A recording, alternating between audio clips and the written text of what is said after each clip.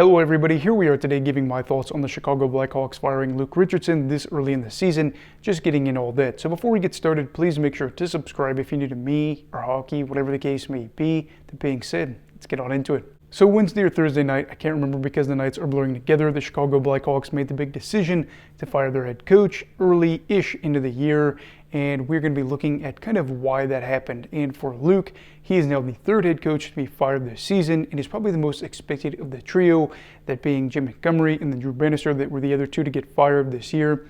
And I think out of that bunch, you could kind of see exactly why things kind of went this way for Richardson, which is, of course, what we're diving on into this video. And looking at his 3 seasons with the team, things have been pretty bad. They are set to probably finish dead last in the Central Division for a 3rd straight season. And anytime you have an organization, especially an Original Six team that is bottom of the division for multiple years in a row, that is probably cause for concern for them. And looking at some of these numbers, you can see why they're probably really bad, especially this year.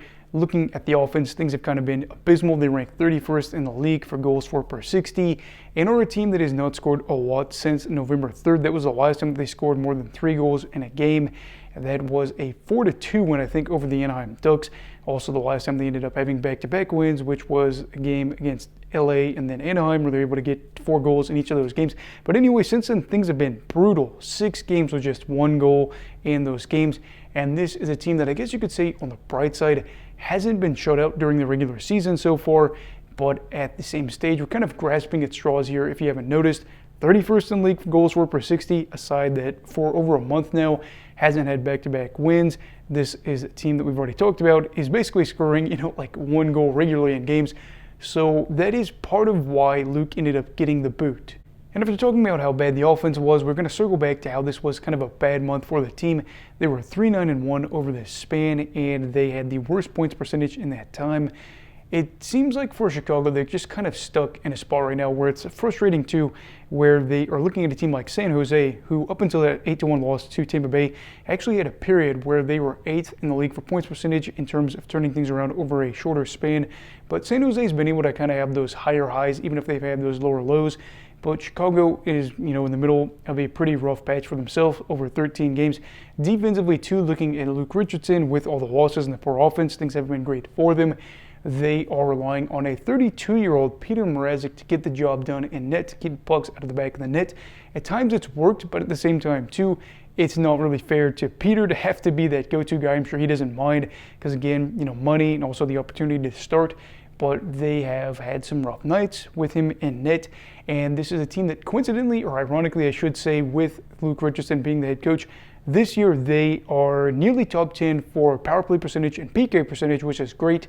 But when you realize, again, you're only scoring, maybe 1 or 2 goals a night, it doesn't really matter, because if team scores 3 goals, that is going to be an issue for you. And then finally, I think we'll focus on maybe 2 of the bigger reasons as to why Luke probably got fired this year, kind of circling around Connor Bedard and the line combinations. You've been hearing about it a lot, not just from me, but especially looking at the whole Connor Bedard thing.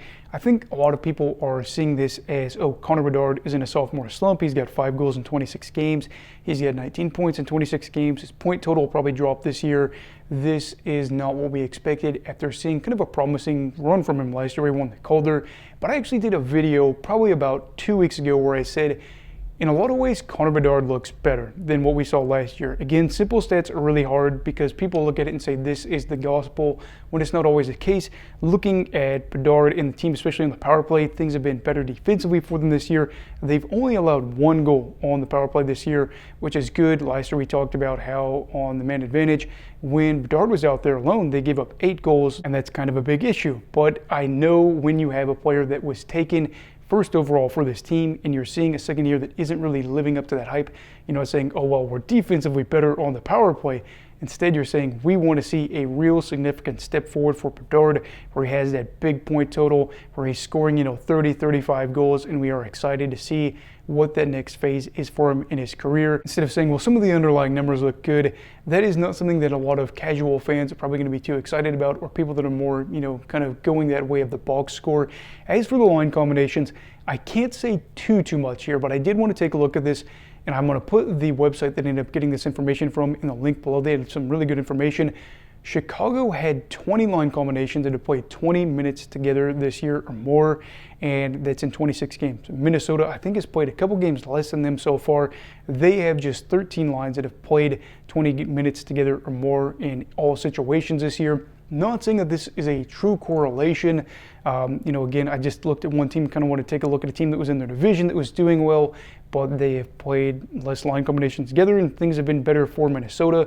And I think that a big kind of sticking point here is that while you keep kind of changing the lines for Richardson, the results weren't there. They weren't scoring a lot of goals, and that's kind of frustrating because you want to get some chemistry. And I think particularly with a guy like Connor Bedard, he played a lot of minutes with Teuvo Teravainen and Nick Foligno over the course of the year. But when you look at recently, it's been more minutes with Taylor Hall and Tyler Bertuzzi, and the results have been mixed. They've been outscored 2-0 in that time. Chances have kind of been there, but it's tough because I was kind of looking at a smaller sample size with it. But yeah, again, when you're constantly shuffling the lines, but the results aren't really working, and you're having a big name like Connor Bedard in his second season where things aren't really working out the way you're hoping for, and a team that's just not winning, you could kind of see where everything kind of points towards him being on his way out of the door, that being Luke Richardson. So ultimately, my thoughts on this is Luke is dealing with a team, or was dealing with a team, that was expected to be pretty bad, but I will say they've spent more money, tried to get better this year, and they are on pace to win just 2 more games for the season and are in the midst of a 4-game losing streak and are right now not looking, very good. And they weren't expected to be great, but they could be very well dead last in the league by the end of the year. And I just don't think the front office was very happy with how things have gone for them. Again, other people have been able to highlight some great things. I was reading an Athletic article talking about guys like Teuvo Teravainen, who's kind of had a quiet year, especially when it comes to goal scoring and stuff like that.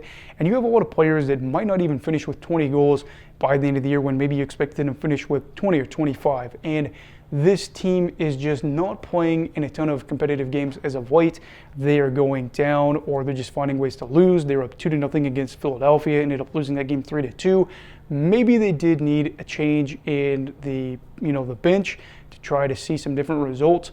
I don't think Luke Richardson was going to be their forever head coach. He wasn't going to be a guy like Joel that was going to be sticking around for 15 years. But it's just tough because anytime somebody loses your job, you're like, man, this stinks. But in Chicago's case, they might be better off. So anyway, I apologize. It is late. I am tired. I have not had dinner yet. It's like 11 o'clock, and I just kind of want to watch the Canucks game. I've got a Christmas party I got to go to for tomorrow, and I'm trying to get this video out tonight, or at least get it scheduled to go out for Saturday so we can cover that. So I apologize if things kind of seem all over the place, but I did want to cover this, and I hope that you guys enjoyed this video. If so, please make sure to give it a thumbs up. Also, please make sure to like this video. I already said that. And also, please make sure to subscribe if you're new. Everybody, please stay safe. Have a great night. And Eagle of Hockey, all right. Goodbye, Brigadiers and Brigadettes. This is your captain signing off. Have a great night.